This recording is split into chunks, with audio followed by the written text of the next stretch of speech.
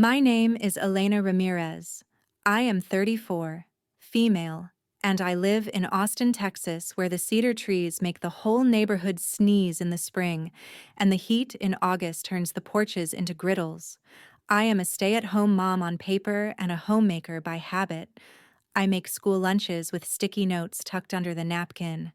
I keep a binder with tabs for power, water, internet, and doctors. I write the appliance filter change dates on blue painter's tape and stick it to the fridge. I was the person who knew where the passports were and how to reset the router when it blinked orange. I like quiet routines and clear labels. I like lists, and I like crossing things off. My little boy is named Mateo, and he is 6 and has a gap in his teeth the size of a postcard stamp. And my husband is named Ryan, and he is 36 and thinks a joke lands better if it bruises a little. When we got married, he told me I was his anchor, and I thought that meant safety. Later, I learned he meant weight.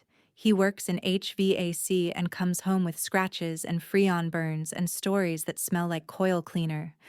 When we moved into this old one-story rental on Brook Meadow Lane, he said it was a starter home to dream in, and I believed him because I like to believe. I made it bright. I found a thrifted oak table with a water ring that would never come out. I sanded and oiled it while Mateo crawled under and called it a cave. On Sundays, I cooked a big pot of something that lasted to Wednesday, and we ate on that table, and I thought this was the shape of contentment. Then money got louder than words, prices jumped, gas jumped, the rent jumped, and the jokes changed shape. The one that stuck was the one he said at his boss's barbecue when his coworkers were circling the grill and their wives were passing trays. Someone asked what I do, and Rye said with a laugh, "She is just a homemaker, man. The most expensive hobby I ever paid for." The men laughed. The wives did that tight smile. My ears rang, and I put my plate down before my hands shook it off the paper.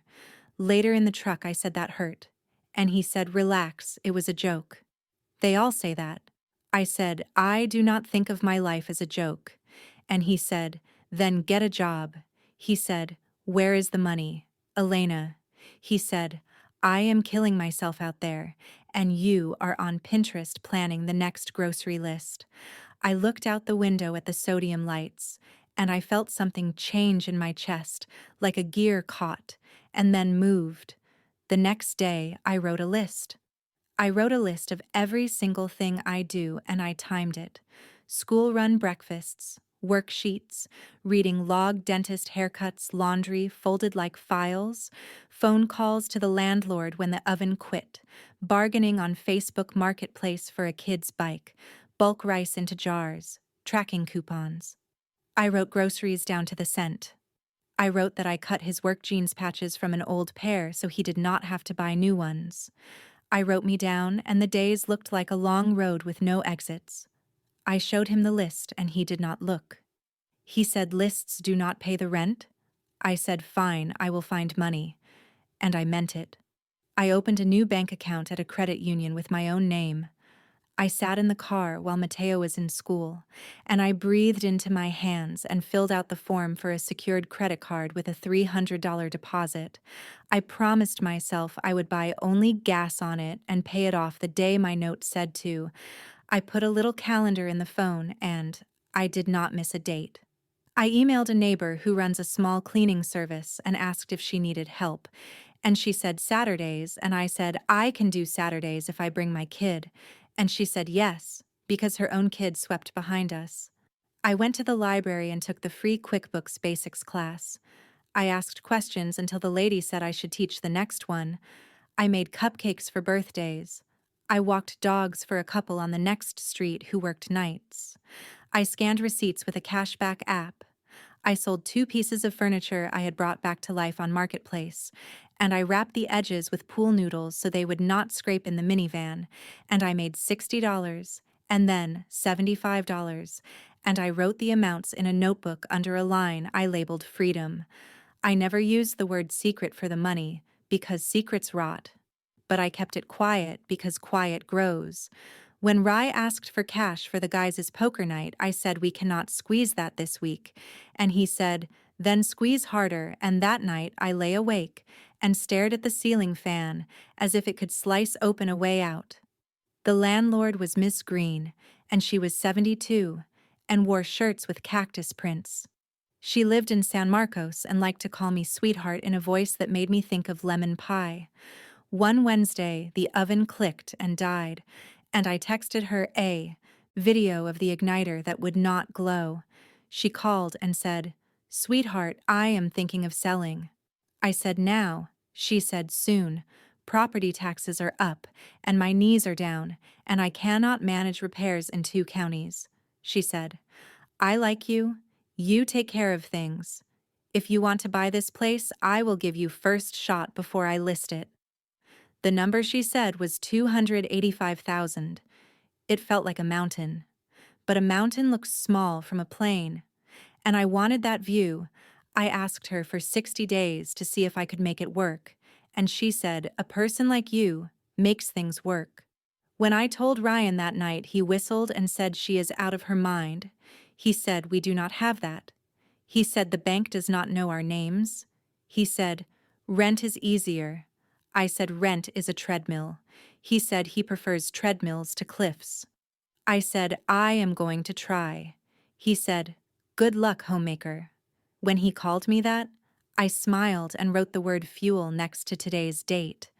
The next morning, I made coffee and Googled first-time homebuyer Austin, Texas until the results blurred. I found a nonprofit that hosts a Saturday workshop at a community center off Riverside, and I went. I sat in a metal chair with a busted rubber foot and took 5 pages of notes. FHA loans at 3.5% down. Closing costs 2 to 4%. Seller concessions, down payment assistance grants, credit score minimums, debt to income, reserves. I wrote the words like a recipe. I went home and cleaned 2 apartments with my neighbor, and my arms throbbed. After I tucked Mateo in, I pulled bank statements and made a budget that did not apologize. I called Miss Green and asked if she would carry a small seller credit for closing costs. And she said my brother did that once.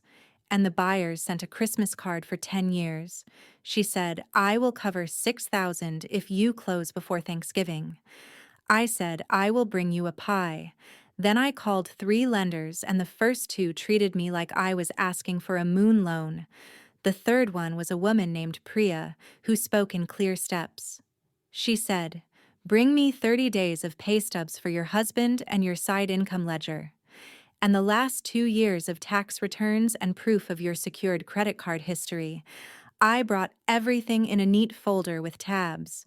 She looked at my ledger and said, "This is clean," and I exhaled for the first time that day.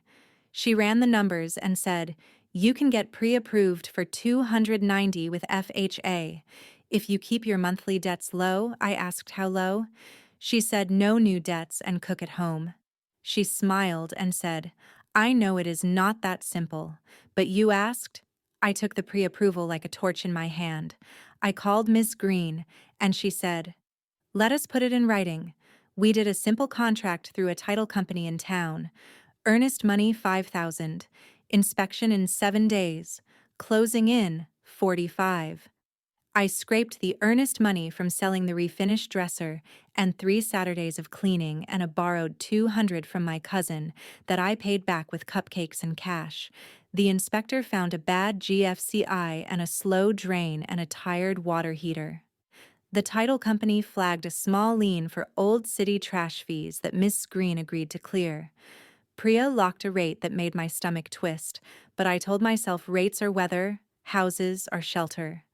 I printed the loan estimate and stuck it in the binder and wrote down every new vocabulary word like I was learning a language. And in a way, I was. The day before the appraisal, Ryan came home late and smelled like beer. He tossed his cap on the table and the cap skidded into my binder. He said, "You still chasing that fantasy?" I said, "The appraiser is coming at 9. Please make the house look like how we live and not like a garage sale after a storm." He laughed and said, "Yes, ma'am." In the morning, he sat at the table with his phone and would not move his boots off the mat, and the appraiser stepped around him and asked me polite questions, and I gave simple answers and breathed slow. The appraisal came in at 292, which made me shake quietly in the pantry where the flour lives. Priya said we are clear to close pending final documents, and I wanted to cry leaning against the shelf where I keep the brown sugar. I told Ryan we were almost there, and he rolled his eyes and said, "Do whatever you want, Elena." Later I learned that meant he thought I would crash, and he would get to say, "I told you so." The week before closing, he called me a dependent in front of his brother while they were fixing a condenser fan. He said she could not survive a single month without me.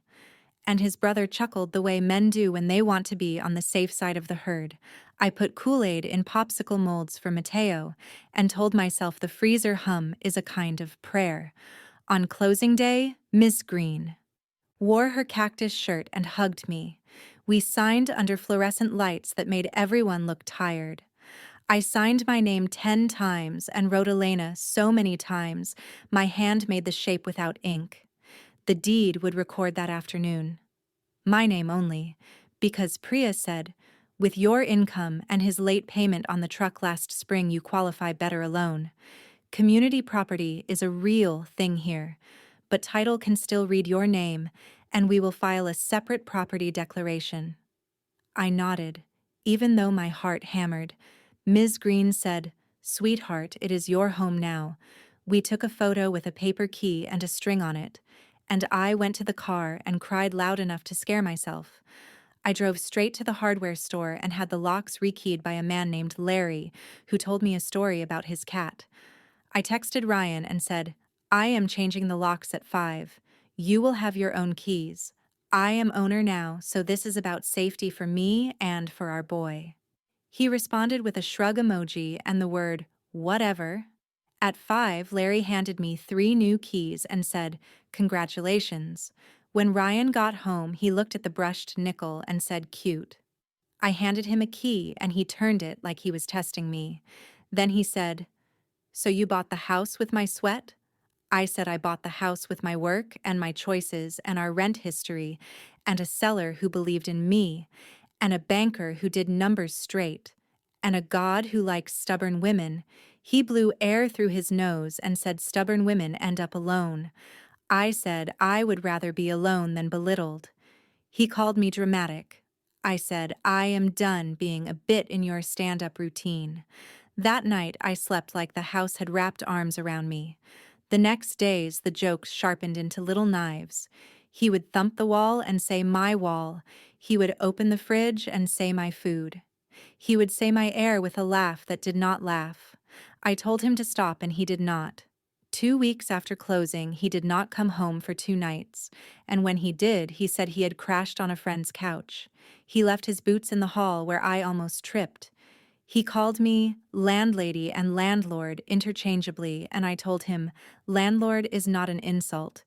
Then he stopped making jokes and started making threats. Small ones at first, like, "I will max your cards and I will sell the tools." I reminded him he did not have my card and I do not touch his tools. When that did not get a rise, he said, "If we split, I will take the house from under you." I looked up community property again, and then called a legal aid line where a calm woman said to document cruelty and keep financial records and do not make threats back. I wrote everything down. I bought a small fireproof box and put copies of the deed, the homestead exemption, and the mortgage in it. I took photos of bruises on my feelings you cannot photograph by writing dates and words he used. I also wrote the days he was kind, because truth is not afraid of both columns. He was kind on Wednesdays sometimes. He bought Mateo a soccer ball and taught him to check his shoulder. He laughed with him at a cartoon dog. He did not laugh with me. One night he said a real man would be on this deed, and I said, a real man would be proud to share a table with a woman who saved this family. He said, "You think you saved us?" I said, "I know I did." He picked up my binder and flipped pages hard, and I said, "Careful." And he said, "Make me." I felt a calm climb my spine. I said, I will not fight you. I will protect myself. He called me cold. I said, I am a thermostat. When I set a boundary, the house stays safe. In December, I found a folded receipt in his jeans. A fancy bar downtown. A double order and a name I did not recognize scribbled on the back with a heart. When he came in, I asked, and he said a friend. I said, then we live like roommates until we decide the next step. I set rules. No guests for him overnight while our child is home. No calling me names. We use a shared calendar for drop-offs and schedules. And he laughed. The next week, he ignored the calendar and came home at 3 in the morning, slamming the door. I sat up in bed and said we agreed. He said we also agreed to love and obey. I said I never vowed to obey you. He grinned and said I could make you. And that was the night I took my son and slept at my cousin's. In the morning, I called a counselor and a lawyer with a $50 consult fee. The counselor said Elena build a plan. The lawyer said in Texas you can file for a protective order and for divorce, and you can also evict a person if you are the only owner and there is no lease. It is messy with spouses but not impossible. Document, serve notice. She told me the timeline and I wrote it all down. 30 days notice to vacate. Then a filing in justice court if he does not comply. A hearing. A writ of possession if granted. A constable if needed. She said it sounds harsh, but safety is not harsh. I printed a notice to vacate and I felt like I was holding a piece of steel. I taped it to the fridge where he could not pretend not to see. I wrote the date, and I wrote the reason. End of tenancy at will and repeated violations of house rules. I wrote that rent would be considered zero because he was a spouse, and I was not seeking rent, just space and safety. I wrote that if he left before 30 days, I would not ask for anything else. I signed my name, and it felt like crossing a finish line in the dark. When he read it, he laughed until he did not. He said, "You cannot evict me from my house." I said, "It is not your house. It is ours as a community property concept, but title and lender are in my name, and more important, this is our child's house. You can leave kindly or we can do it a different way." He called his brother and they both shouted, and then his brother told him to calm down and said, "She bought it, man. Respect that." Ryan hung up and punched the cabinet. Not hard, but hard enough to leave a crescent. I took a photo of the dent and wrote the time. The next 2 weeks were a fog of logistics. I took Mateo to school and kept his world as smooth as a marble. I kept my side gigs going. I made 2 more marketplace sales. I told my neighbor the truth over a sink of cloudy mop water, and she hugged me without asking permission. At night, I put my phone in a clear plastic stand and tapped record when I saw a fight coming, because the counselor said a record can save you from his story later. On day 26, he came into the kitchen and said, "Fine, I will go, but I want half the equity right now." I said, "There is no equity yet. We have been owners for 45 days. The only equity is in the right to sleep without fear." He said, "I will take the truck and the tools." I said, "Those are yours. I will not fight you on your tools." He said, "I want the couch too, and the TV and the table." I looked at the table I had sanded and oiled until it glowed and said, "The table stays with the house." He said, "Over my dead body." I said, "No, over your stubborn pride." The 30th day came and he was still there. So I filed. I wore my cleanest jeans and a white shirt and sat in a courtroom that smelled like old books and lemon cleaner. The justice of the peace called names, and people shuffled up with papers. When it was our turn, Ryan puffed up like a rooster and said, "Your Honor, this is my house too, and she is making up rules." I held my documents and spoke when asked. I showed the deed and the recorded instrument number and the notice, and I said the words the lawyer taught me: tenant at sufferance, owner in severalty, need for possession for health and safety. The judge looked at the paper, then at us. He asked if there was family violence. I said there were words and a hole in a cabinet and nights without sleep, and the judge did not smile. He said words matter. He said we will set a trial next Tuesday so both parties can bring any evidence. Ryan snorted, and the judge looked over his glasses and Ryan stopped. Next Tuesday felt like an ocean away and a single step at the same time. That night, Ryan packed a duffel and left for 2 nights, and came back with the smell of a different shampoo on his hoodie. And I decided to be done. I told him after the hearing I would file for divorce, and he said, "Good luck getting a dime." I said, "I am not after dimes, I am after quiet." We went to court on Tuesday, and the courtroom clock ticked loud and someone's baby cried 2 pews back. I put my hand on my notebook and felt the indent of the word freedom. The judge took the bench, called our case, and I stood up on legs that felt like new wood under weight. I looked at Ryan and he looked away. I thought of my son. I thought of the freezer hum. I thought of Miss Green's cactus shirt. Of Priya's clean numbers. Of the way the lock clicked the day I turned the key. And then I opened my mouth to speak. I took a breath that warmed my throat and said, "Your Honor, I bought the house in my name, 45 days before I served notice. I showed the deed recorded with the county. I showed the loan documents with only my name. I showed the notice to vacate posted 30 days ago, and a copy I handed to him and a text I sent the same day telling him what it was. I said, I am not asking for money. I am asking for possession for me and our 6-year-old so we can sleep. I said there have been late-night returns at 3 in the morning. There was a cabinet punched with a dent. There have been words that made me afraid in my own kitchen. I said I have kept records like this. I opened my notebook, and the judge looked over his glasses again and said, "Thank you." He asked Ryan if he had a lease. Ryan said no, but I am her husband. The judge said, "I understand, and that is why this is hard. But title and possession are about who is on the deed and whether notice was provided." He asked if Ryan paid rent. Ryan said no, because I pay for everything else. The judge nodded and said, "I see you are both in pain.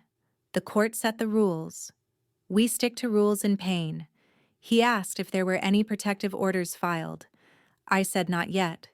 He asked if both of us understood that this is only about possession, not about divorce, not about child support, not about property division, just who has the right to live in the house this week.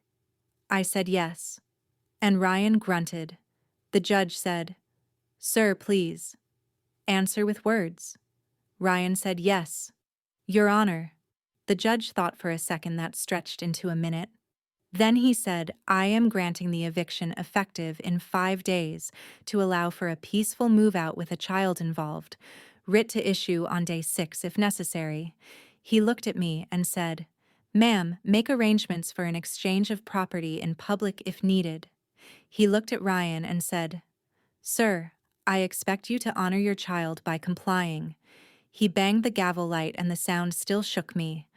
I sat down and felt my whole body tremble like a guitar string after a last note. Outside the courtroom, Ryan walked fast and I walked slower. He turned and said, "You think you won?" I said, "I think I made a safe place for our son." He said, "You are cold?" I said, "I am calm." On the way home, I stopped at the grocery store and bought pasta and a jar of sauce and a bag of green beans. Simple food for a hard day. I told Mateo we would do a movie night and he asked if Daddy would be there, and I said, "Daddy will be at his place soon, and you will see him on Saturday." I showed him the calendar with stickers the counselor gave us, and he liked the stars. The next 5 days were a drill in kindness with armor. I labeled boxes for Ryan's things. I took pictures of everything I packed so he could not say I kept what was his. I put his tools in the garage neatly. I put his childhood baseball glove on top of his clothes, with care because history is still history. I texted him a list and said, "You can pick up on Friday at 10? He wrote fine, at 9:50 on Friday. He was in the driveway. He looked smaller in daylight than he had in court. We moved boxes without talking, and when we were done, he looked at the door, and then at me, and said, "So that is it?" I said, "That is it for us living together. It is not it for you being a father." He sighed and said, "You always have it all figured out." I said, "I do not. I have a path, and I am walking it." He shook his head and left with the boxes and the couch and the TV. He did not ask for the table because he saw the way my hand was on it like a tree on the bank of a river holding soil. When he pulled away, I stood in the doorway a long time and listened to the quiet. The quiet was loud. The quiet was a new thing that felt like a promise. I made Mateo a fort with 2 chairs and a blanket, and we watched a cartoon with the chandelier off so the fort felt like a cave. When the fort fell, he laughed like bells. The next morning, I went to the title company to file my homestead paperwork and asked about a certified copy of the deed for my fireproof box. And the clerk congratulated me, and I walked out into cold sun and felt strong in my spine. On day 6, the constable called to ask if the writ was still needed, and I said, "No, he moved out." And the constable said, "Good. Those are the calls I like." I texted Ryan and said, "Thank you for making this peaceful." He did not answer. That week, I made 2 more cleaning appointments and I raised my Saturday rate by $5 because I was better and faster. I put the $5 into the freedom column and wrote the date like a small flag.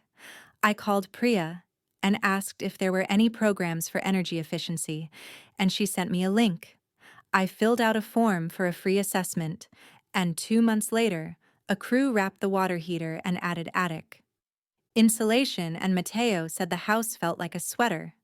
I sat at the table with my binder and drew up a co-parenting schedule that did not punish either of us but protected bedtimes and school mornings. I sent it to Ryan, and he wrote back one sentence that said fine and another that said, "I want every other Christmas." I said agreed and wrote it down. I hired the counselor for 2 sessions with both of us to talk about exchanges and words, and he came and sat like he was on the edge of a diving board. At the end, he looked at me and said, "You are not the person I married." I said, "I am not. I grew into the person I needed to be." He said, "I hate her." I said, "Maybe someday you will respect her." He snorted and left, and I put the tissue in the trash and told myself respect is not a trophy I chase. It is a weather pattern I live in. I filed for divorce on a Tuesday morning after packing Mateo's lunch and leaving a note in his backpack that said, "Remember your book order." The clerk handed me a packet, and I filled the blanks. I checked boxes. I wrote simple words. I requested the house as my separate property because I purchased it after separation with my own credit and debt, and the deed is in my name. I requested a standard possession order for our child, and I wrote clear pickup times. I called a legal aid attorney to review it for a small fee, and she said, "You did good work. It will not be quick, but it will be clear." Months have a way of both dragging and flying when your life is changing. We fell into a rhythm: school drop-offs, soccer on Saturdays at 9, pancakes on Sundays when it was my weekend. On his weekends, Mateo came back with stories about a park with a metal slide and about a woman named Tessa who had a big laugh and a tiny dog. I listened and nodded and did not make faces. I washed uniforms and kept the calendar and thawed soup and paid the mortgage on the first and tucked $5 extra to principal like slipping a note under a door. I said yes to a part-time bookkeeping job for a woman who runs a landscaping crew. I used what I learned in that library class and sat at her kitchen counter with her laptop and balanced accounts until the numbers stopped fighting. She paid me in cash at first and then by check, and I put the checks in the credit union and watched the balance like a small plant.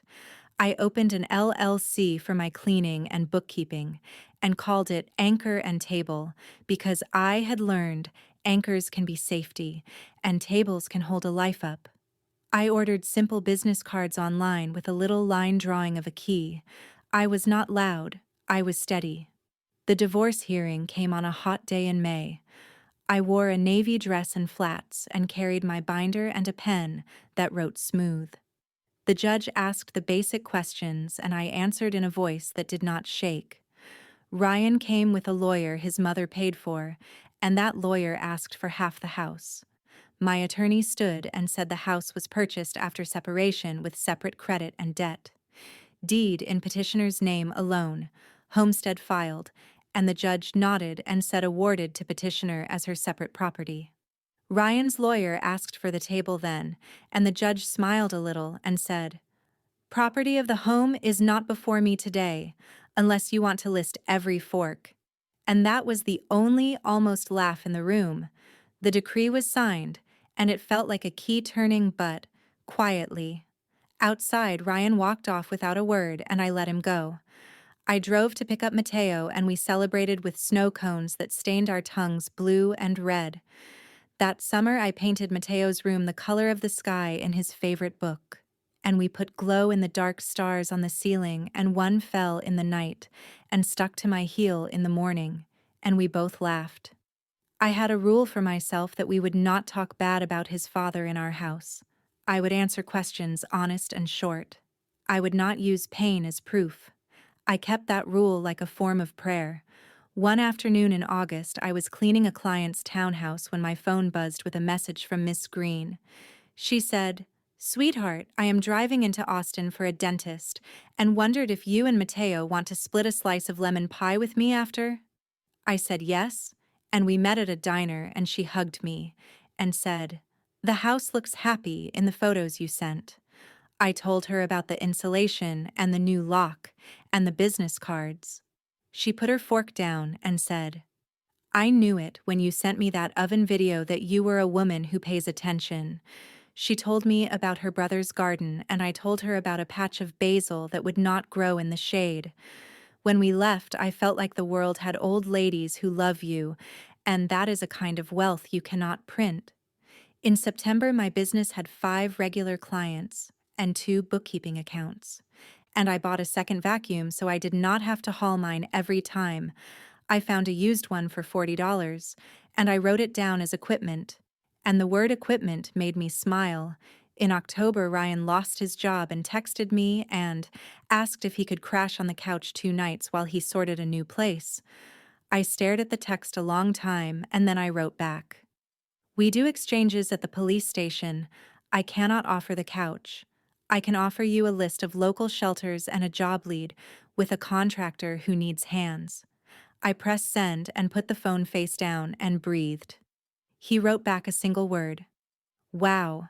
I wrote back, "I am not cruel. I am careful." He did not respond. 2 days later, his sister texted me and asked if I could watch their dog for a weekend, and I said yes, because dogs do not understand divorce. The dog slept at my feet and snored, and I felt something uncoil in me. In November, the interest rate on my card dropped because I had paid on time for 12 months, and the credit union sent a congratulations email that made me grin. I took Mateo to see holiday lights, and he squeezed my hand and said, "It looks like the stars fell down to our street." In December, we did our first Christmas with a split schedule. He did Christmas Eve and I did Christmas Day, and we delivered Mateo with a smile and a thermos of hot chocolate for the handoff. The day after Christmas, I sat at the table and made a list of the year's wins, even if they were small. I wrote line by line, bought house, changed locks, set boundaries, kept schedule, built business, saved $300 emergency fund, cried when needed, laughed when surprised, stayed kind to myself.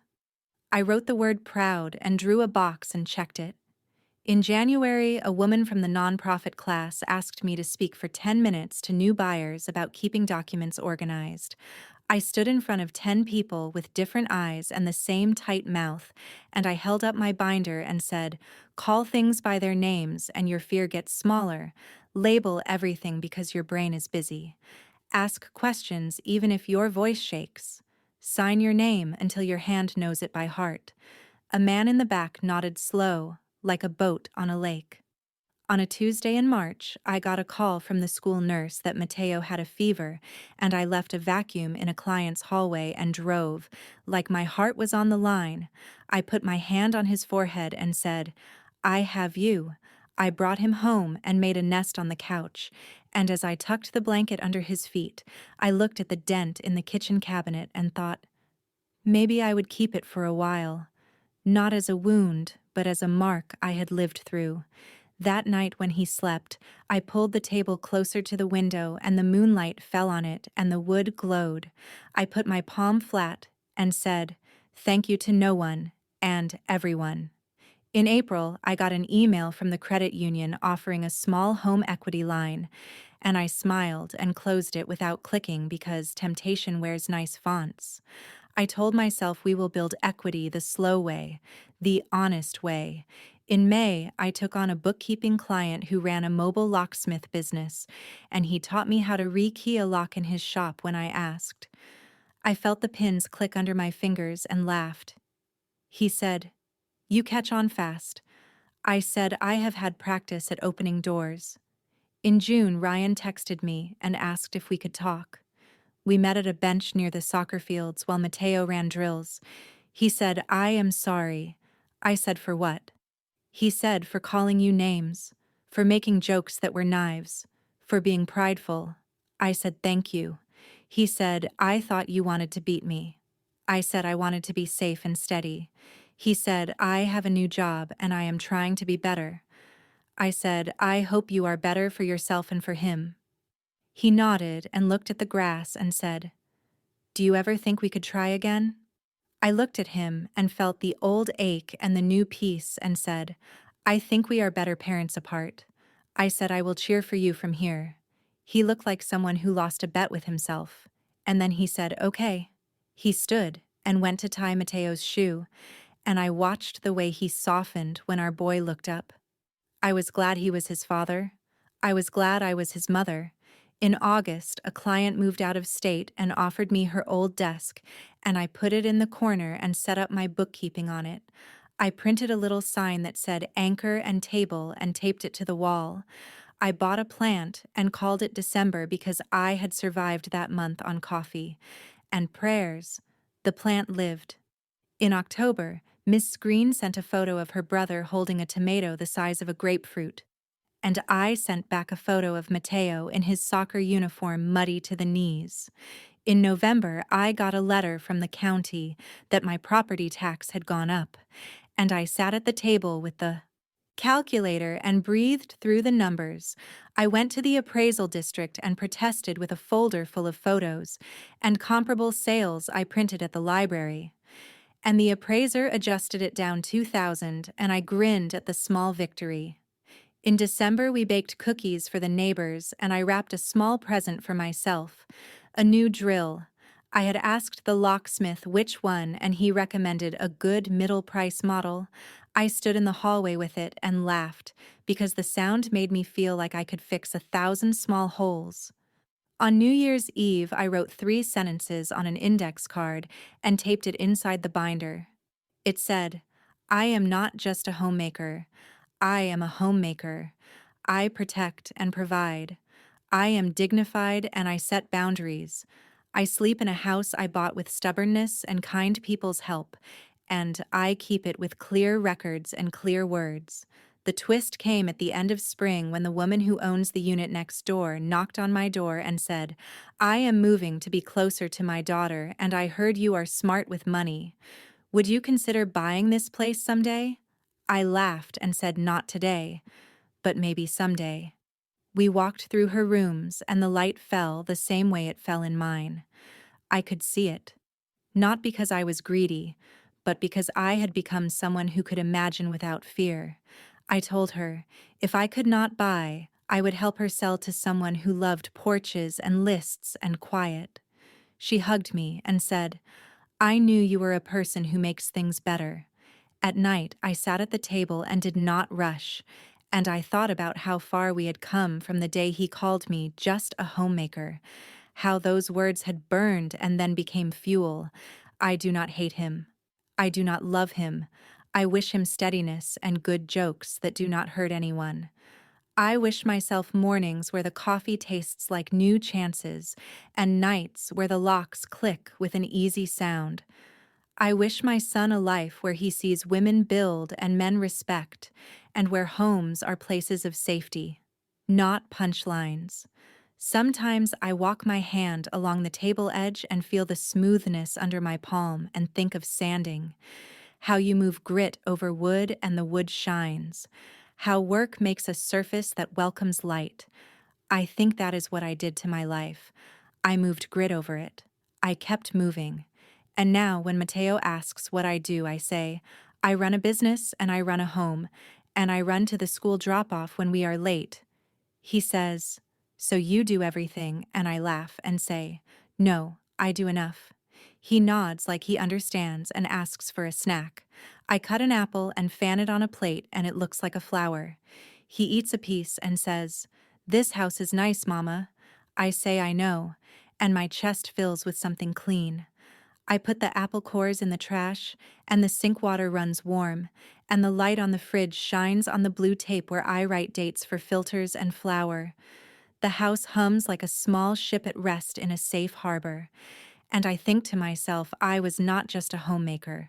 I was the maker of the life inside the home. I am still making. And the door I opened when I signed my name keeps swinging toward the future, and every time it does, I step through.